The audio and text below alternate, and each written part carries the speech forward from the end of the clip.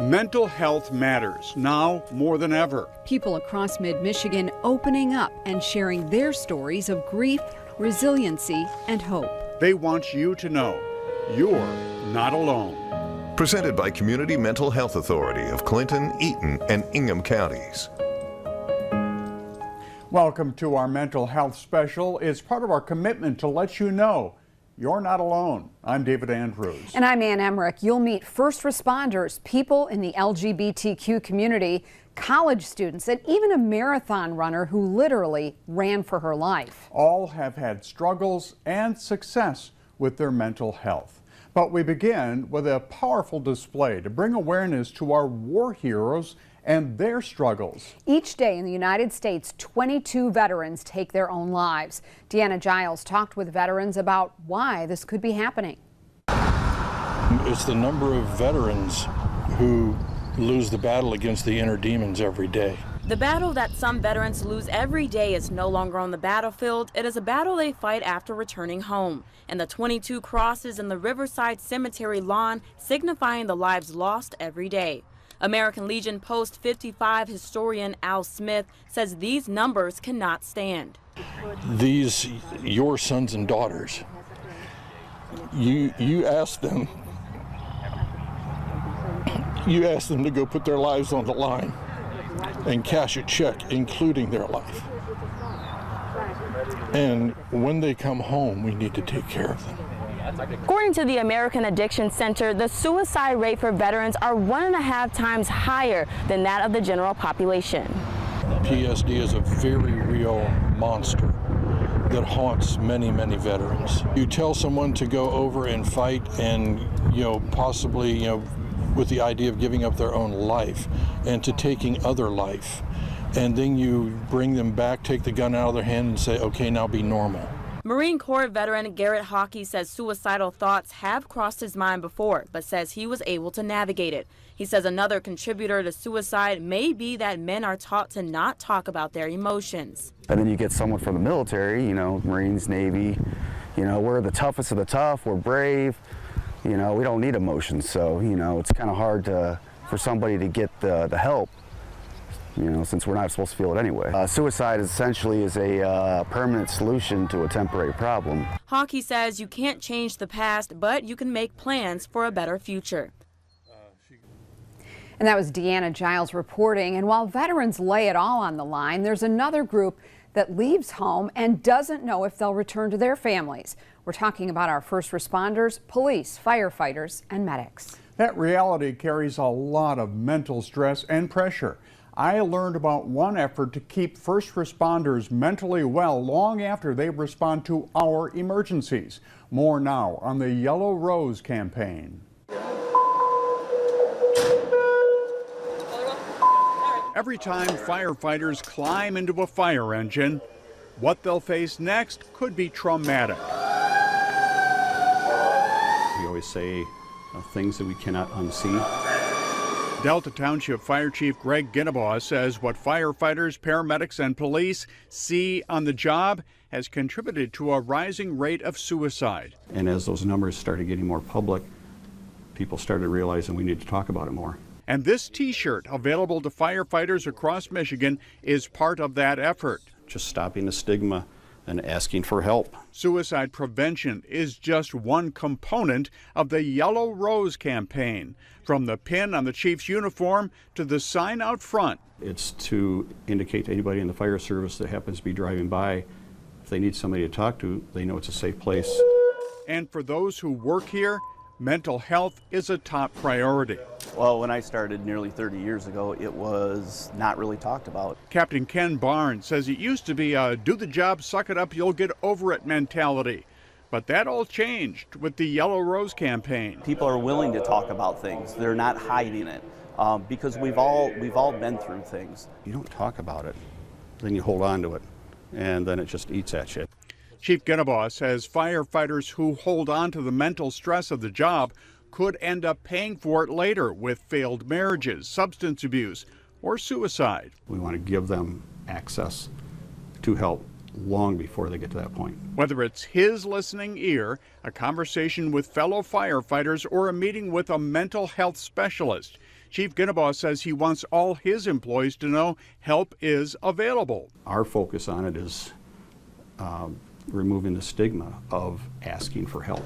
I've actually utilized it myself not that long ago. Firefighter Corinne Fiala says instead of keeping the stress of the job bottled up, talking about it is a major mental health release. Unloads Oh, it unloads everything, yeah. So it's nice to be able to sit with people that kind of know what you're dealing with and just to talk.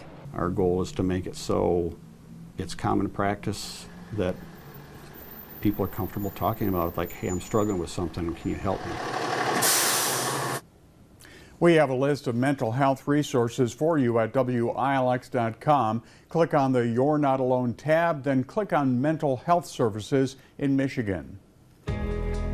They're not your first thought when it comes to first responders, but they are also on call 24 hours a day, and they are under a lot of pressure. Coming up, hear about the challenges facing members of the clergy. We trust them to guide us through celebrations and sorrows. Members of the clergy are facing more demands than ever, and it takes a toll on their mental health. I talked with 3 local pastors, and there is a common thread in how they stay mentally fit. It's something we all can learn from. Below that is stained glass window. You may not think of them as first responders, but religious leaders are there when we need them most. It can be a little daunting. People come with a variety of challenges. We have to be ready to be on at any time. Our job is to help. It is to heal. 3 pastors with 3 perspectives on what it takes to lead a congregation while caring for their own mental health. It's challenging in ways that we take on some of that weight and some of that burden because we care about people. And when someone is hurting, we tend to hurt. Isn't everyone sort of feeling more stressed and anxious? The world is tough right now. Sure. I don't think, maybe the lesson of that is that we're not immune, that certainly faith and ministries does not protect us from that.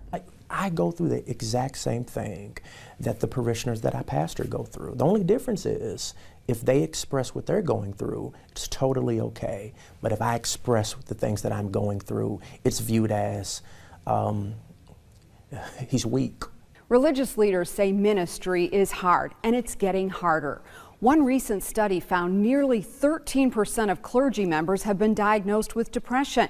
Compare that to the 8% of American adults that are diagnosed with depression every year. And it's no surprise that religious leaders are emotionally, physically, and mentally exhausted, either burned up or burned out. And I did experience that. Had to make some adjustments in order for me to have the kind of time for self-care. Pastor Terrence King is open about his bout of depression. When he realized he needed help, he leaned on his wife. And then I have a tight circle of friends. Some are pastors and a couple are not, that I can go to and just kind of share my thoughts and feelings. Reverend Donna McNeil is healing too. She serves students at Michigan State University and was among the clergy members who responded to last year's mass shooting. Like most clergy, I also have a therapist, and I pray a lot, and I have a spiritual director, and those were really, really critical for me over the last year. For Pastor Javon Catlett, the suicide of a 14-year-old girl in his congregation pushed him into therapy. That was the first time I ever had to really sit myself down and say, I need help, and I need to kind of put some distance between the ministry and my own personal health. Ignoring mental health needs can lead to tragedy. A report released in 2021 during the pandemic found 12% of pastors have considered suicide. Add in the other aspects of running a church, and it's more important than ever for our clergy to take time out for themselves. Sometimes we have to say no to things in order to be the most effective within the capacity that we've been given to serve. It's a hard gig. It's not news that church participation and membership is declining, and and that itself is a stressor. There's no S on our chest, there's no cape behind our suit jackets. We are human. And they all stress that very point. And while many of us put them on a pedestal, religious leaders say they're just like us. They ask for grace when they need time for themselves, and above all, prayer. Coming up next, Michigan State University rolls out a high-tech tool to help their community with better mental health. Learn all about it straight ahead.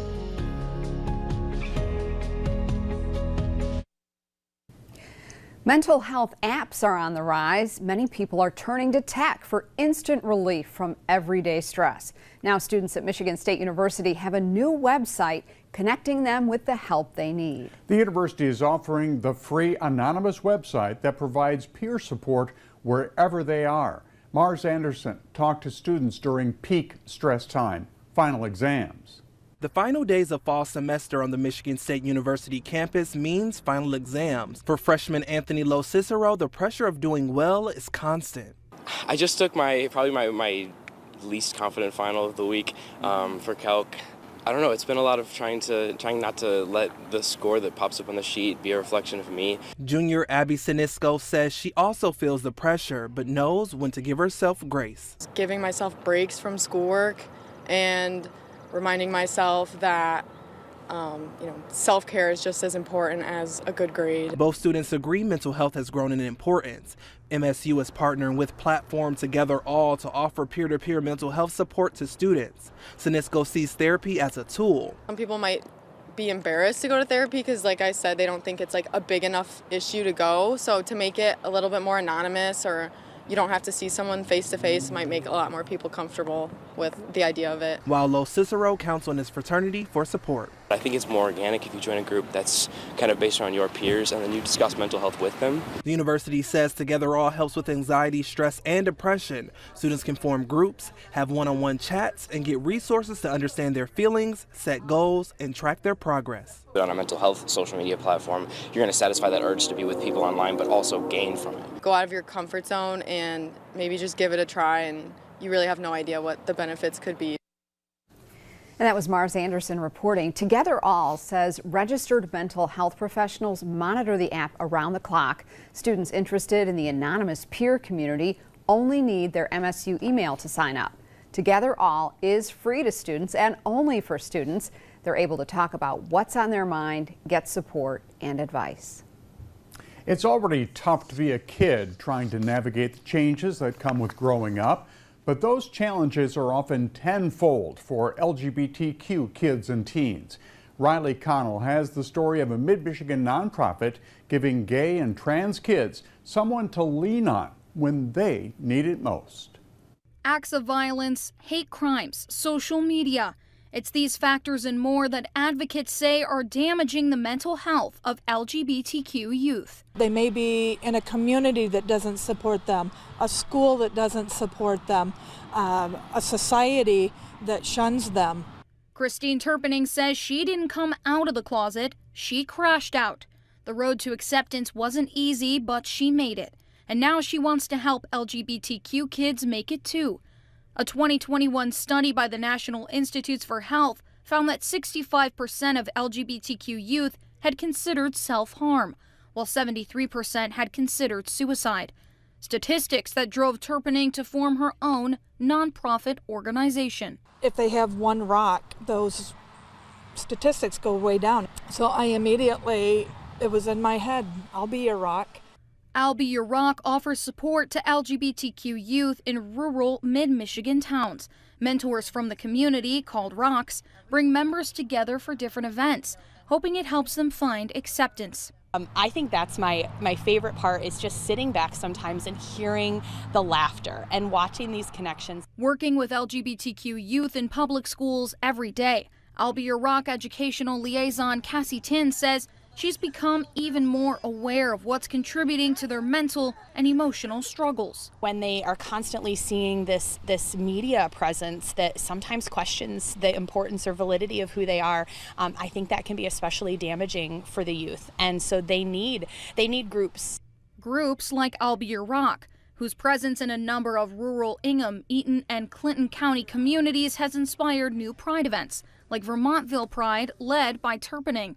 You just need the people to step up and say, we're here, and we're not going to tolerate hate, ignorance, and not being inclusive anymore. Bringing Turpinning, Tin, and the I'll Be Your Rock team one step closer to making sure every LGBTQ kid knows they're not alone. That was Riley Connell reporting. And if you're looking for mental health resources, we do have a list at WILX.com. Just click on the You're Not Alone tab. More people needing mental health services. Too few places able to handle the number of patients. Coming up, hear how one major healthcare system is handling the mental health crisis.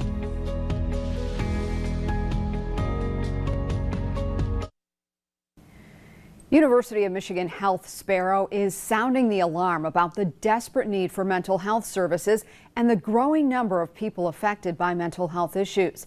Tanaya Jordan spoke to the hospital's behavioral health team about critical gaps in mental health services.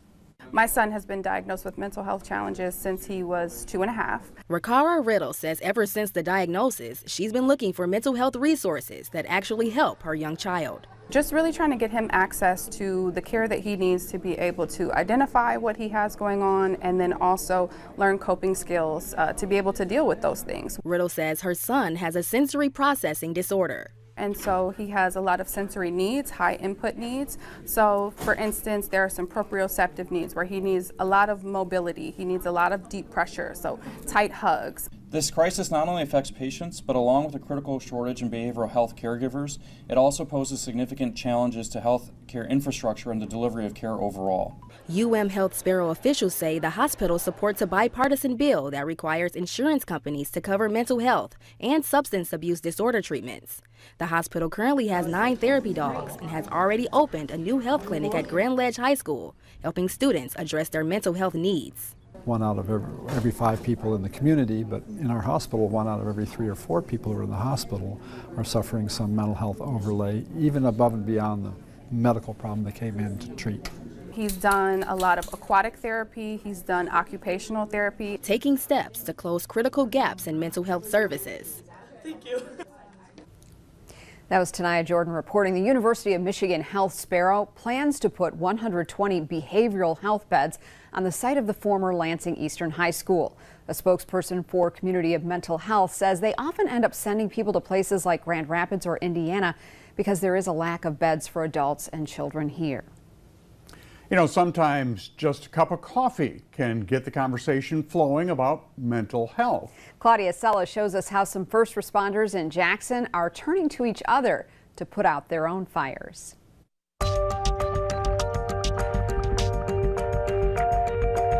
Firefighting is an inherently dangerous job. You have to have the ability to trust the individual to your left and to your right that could potentially have your life in their hands with decisions that they made. Trust is a very, it's a sacred word in the fire department. Firefighters put their lives on the line every time they leave for work. Every time there's a call for help, firefighters are willing to risk it all to save lives. Deputy Chief Tim Gonzalez of the Jackson Fire Department says that comes with a lot of stress. Stress that make things like trust a lifeline for saving lives. Firefighting, law enforcement, EMS, it is definitely a different line of work because you see so many different things throughout your career. And the things that you see, the things that you do can add up over time. Fostering those relationships early and being able to trust the person that you work with is incredibly important in this line of work. But that can only be done if conversations about the tough stuff can happen. And in a field where toughness is seen as a virtue, sometimes that can be a challenge. People that come to this profession, type A personalities, hard chargers, and with that too, you have that of, you know, bury it down deep and move on to the next. Though Gonzalez says it doesn't always have to be that deep. You have a cup, and everybody's cup is different. Some are bigger, some are smaller, but they all fill up. And yours might fill up a little bit more than mine, and mine might take a little bit longer to fill up. But the ability to empty those cups every once in a while allows us to keep doing the job. Sometimes the best way to empty your cup is with a coffee cup. So I think that's what that coffee table really helps, is be able to empty that cup every once in a while. It's not when you need help, but you're able to talk about it before you need help. Just as if you and I are friends, I don't call you just when you need help. I call you, just check in. How are things going? How's the life? Talking with peers who get you.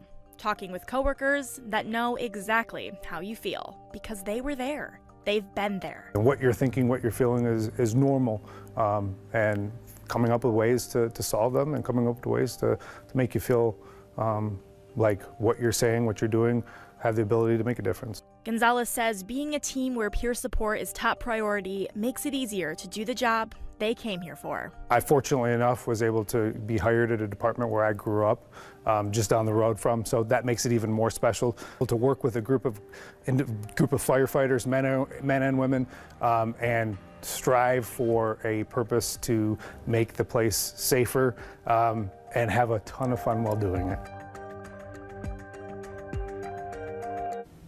That was Claudia Sella reporting. And if you or someone you know struggles with their mental health or substance abuse, we have a list of resources and helpful tips posted on our website, WILX.com.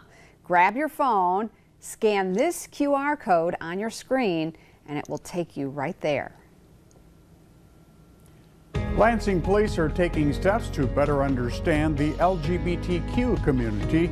Hear about their unique training when we come back. Traumatic brain injuries can impact every aspect of a person's life, from thinking to feeling to moving. They're often called a hidden disability, but as Aaron Bowling reports, you don't have to go through it alone. A life-threatening injury with permanent consequences.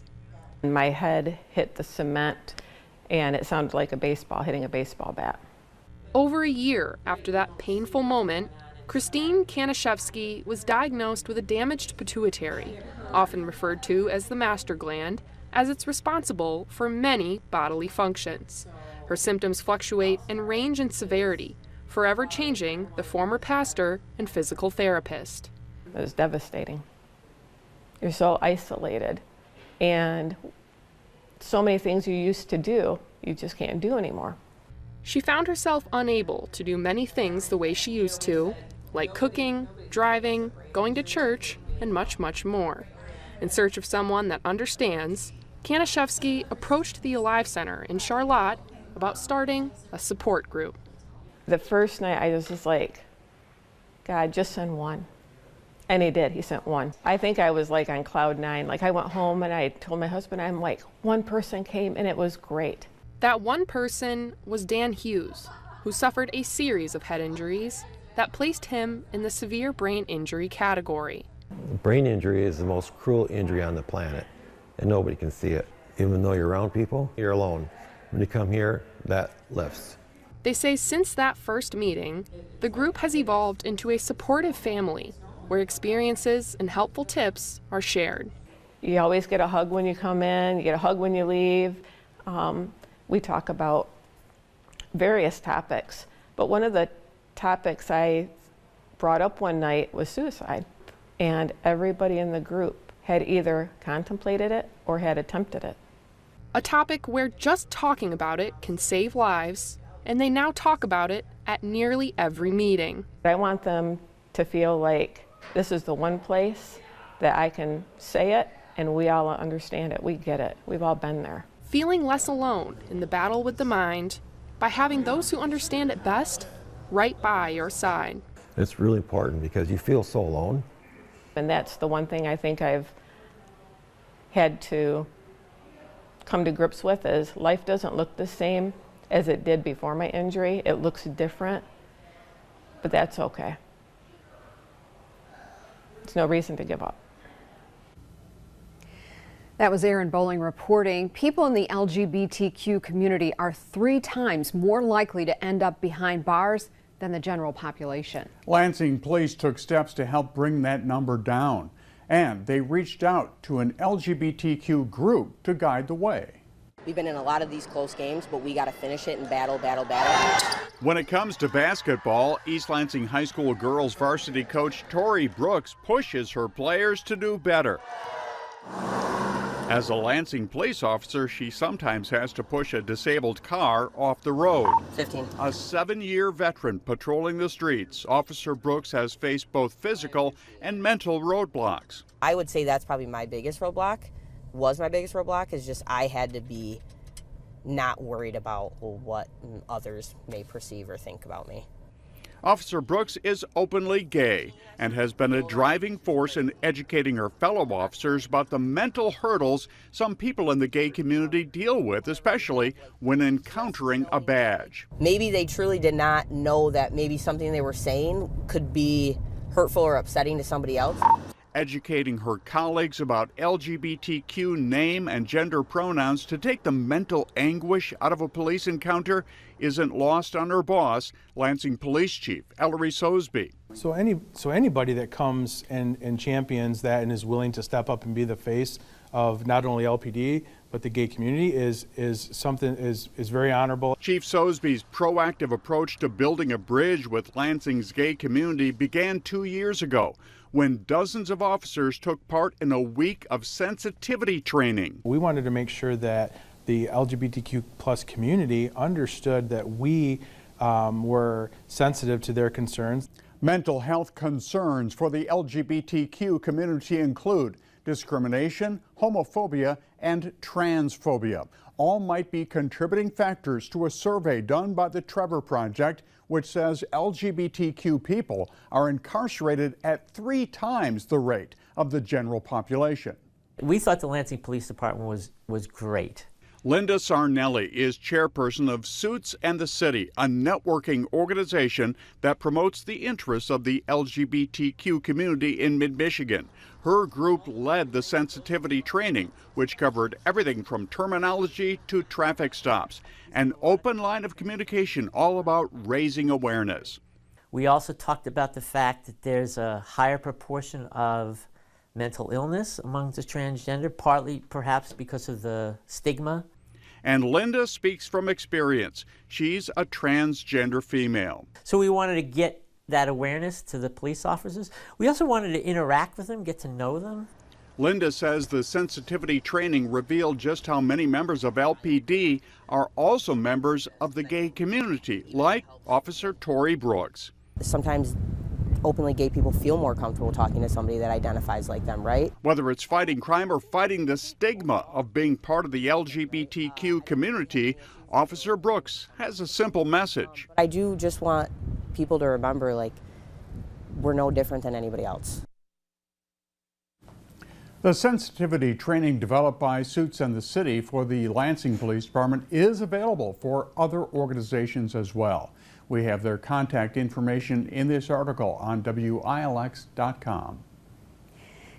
And again, we do have a comprehensive list of mental health resources right at your fingertips. Just scan the QR code that you see there on your screen with your smartphone. If anything, I went back and forth with my own mortality. There were periods where I didn't care. I wasn't going to harm myself, but I did not care if I died because the pain was so immense. Coming up next, we'll hear from a mother who talks about the pain of losing her daughter, a beauty queen, to suicide. Losing a child is heartbreaking. It can be especially so when your child takes their own life. Rochelle LeGrand spoke with one mother who turned the pain of losing her daughter into passion and purpose. Engaging, beautiful, and real. Those are the words April Simpkins uses to describe her daughter, Chesley Chris. And many others would agree. Chesley was Miss USA 2019, an accomplished attorney, an Emmy-nominated correspondent for Extra TV, and a role model for women across the world. But behind the crown, behind the court, and behind the microphone, she fought another battle with persistent depressive disorder. On January 30th, 2022, Chesley Chris died by suicide. The news rocked the universe, but it hit hardest at home. There's still this feeling that this is not real. This is not really happening. You could feel this tiny hole that was growing larger. I'm the mom and I'm usually the comforter, and here were my boys trying to assess what was happening. I could not slow myself down enough to even talk with them. My heart hurt, everything hurt. April was also one of the very few people who knew what Chesley was battling. She talks about her daughter's first attempt with suicide. She made first runner-up. I remember the look in her face. I can vividly remember that moment and how hard she cried. We went to the bathroom. She pulled herself together, she composed herself, and was just so gracious. But after her daughter's death, April started battling depression herself. If anything, I went back and forth with my own mortality. There were periods where I didn't care. I wasn't gonna harm myself, but I did not care if I died because the pain was so immense. But she found comfort in fulfilling Chesley's last wishes. In a text message to her mother the morning of her death, Chesley asked April to publish a book she was working on. Early this spring, April published By the Time You Read This, The Space Between Chesley's Smile and Mental Illness. It's currently on the New York Times bestsellers list. The book details, in Chesley's own words, her career highs, but also her battles behind closed doors. I need to live. I need to live for so many reasons. My husband, my children, you know, Chesley still needs me. The book also includes an excerpt from April about how she's managing her own depression. She's using the book, the Chesley Chris Foundation, and NAMI, all to honor her daughter's legacy. NAMI is the largest grassroots mental health organization. They have over 700 state and local affiliates nationwide, including right here in Lansing. It's such a lonely thing when you lose a family member, or when you have a family member that has a mental health condition. You feel so isolated. And so our job is to break the stigma about that, to reduce stigma around mental health conditions and around suicide as well. That includes talking about grief in the many forms it comes in. Grief is also part of the process of when you have a family member that has a mental health condition. They may be still here, but you're grieving that person's challenges in life. April is a national ambassador and says she is proud of the work that NAMI does. Several things I love about NAMI. Not only do they provide a laundry list of education and resources on the website, they break that down for people like me who are parents, who are trying to understand and navigate mental illness. And you don't know what to do. You don't know what that looks like. And NAMI provides a high level of education and then resources through their website. April Simpkins wants other parents to know that they too are not alone. Your love was enough, but our love isn't everything. And when you realize that you gave all that you had to give, truly, there's a level of acceptance of a decision that child may make that you will eventually understand and learn to live with. And that was Rochelle Legrand reporting. If you or someone you love has a suicide plan, please go to the nearest emergency room. You can also call the crisis hotline at 988. There's someone there to answer your call around the clock. We also have many resources on our webpage under the You're Not Alone section. It was so kind of emotional and difficult, and I didn't tell anyone what I was doing while I was doing it. I think people just thought I was kind of nuts running all these marathons. Coming up, the story of a Boston Marathon bombing survivor who faced her fears through exposure therapy. That story is straight ahead. A DeWitt woman is on a mission to help others face their fears. It came out of one of the most notable terrorist attacks in U.S. history. The bombing at the Boston Marathon killed 3 people and injured hundreds. Taylor Gattoni shows us how this marathon runner literally ran for her life, turning trauma into triumph through a journey that took her around the world. April 15th, 2013. Bombers attacked during the Boston Marathon, carried out by two brothers. The homemade bombs, planted in backpacks to express their anger over wars in Iraq and Afghanistan. 26,000 runners ran for their lives. Stacy Menapace-Dietzel was among them. I was quite close to the bombing, and when I got home, I was really struggling. I couldn't be in any large group. Oh, hi, Stacy. You're almost there. To cope with her anxiety and her fear of crowds, she chose to push past fear and pull in strength by leaving her footprints across the globe. I just decided I was going to put myself in every major marathon. Stacy has raced every major marathon and on each of the 7 continents. I did not think I wanted to run more than a mile, ever. That 1 mile has now turned into more than 341 miles. Stacy's marathon mission started with her potentially needing leg surgery. Instead of surgery, she chose to strengthen her legs through running. I needed to get up and move. At first, moving meant getting off the couch. I couldn't be in a parking lot. It was really bad. I couldn't sit in a restaurant. And I knew there was a problem. After the bombings, Stacy was terrified to run, but knew she needed to do it over and over to face her fears. She also wanted to help others, which led to her getting involved as a nurse case manager who uses the practice of exposure therapy. I also think it's important to share with other people in case they're stuck, because it's easy to get stuck. And I want other people to know that you can keep moving forward. Moving forward sometimes meant taking 2 steps backward and landing on the couch again.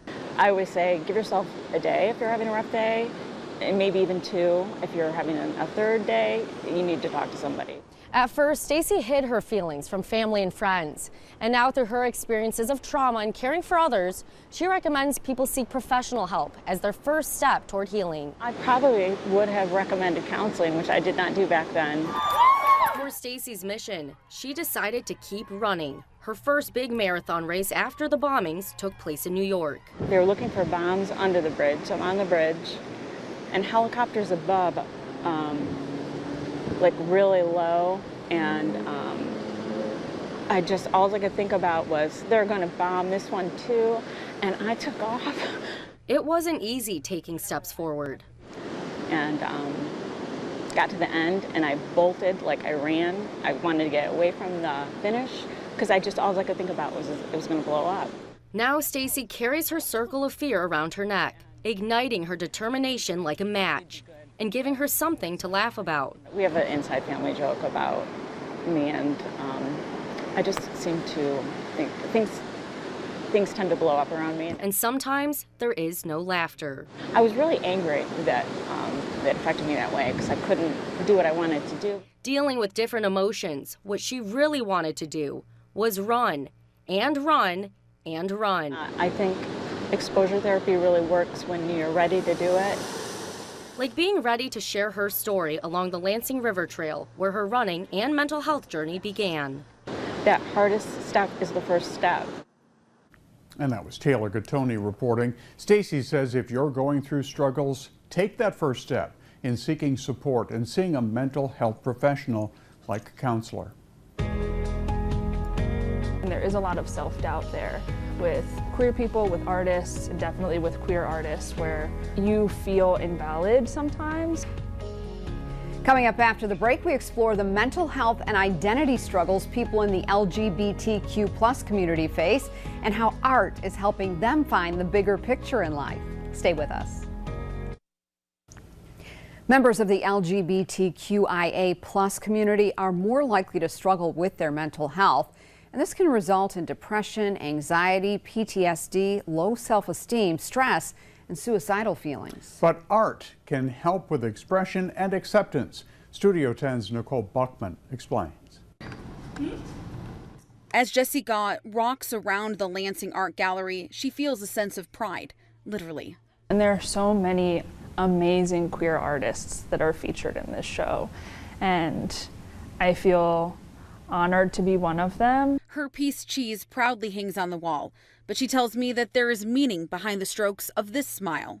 As a queer artist specifically, I think a lot about presentation and how you present yourself to the world and how you see yourself internally. There is this very forced grin. A forced grin, smiling through pain. These are some situations Jessie believes people can relate to, especially those struggling with their mental health. With queer people, with artists, definitely with queer artists, where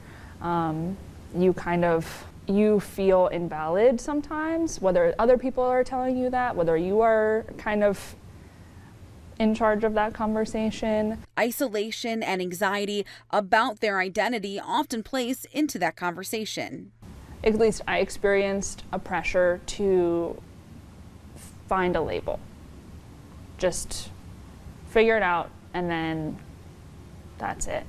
But have that voice in you telling you if you're really anxious about something, that maybe that's not a good idea. Kind of really have to just take charge of having a conversation with that voice rather than that leading you to make every decision. Jessie takes charge of those struggles and conversations through art. There's something really special about making something with your hands and having your brain kind of become a little quieter. Art can be one of many forms to tackle those feelings of depression, anxiety, low self-esteem, lack of identity, and stress. So although Jessie says each person part of the LGBTQIA's journey is different, they should know they're not alone. Talk to LGBTQIA folks. You can identify in so many different ways, and all of them are valid. And you can explore and support more LGBTQIA artists at the Lansing Art Gallery and at Rainbow Riot in Old Town. And there are also resources and support groups through the Salas Center in Lansing. Thank you so much for joining us for our You're Not Alone special. If you are ever in a mental health crisis, you can call the suicide hotline at 988 or go to the nearest emergency room. Just remember, you're not alone.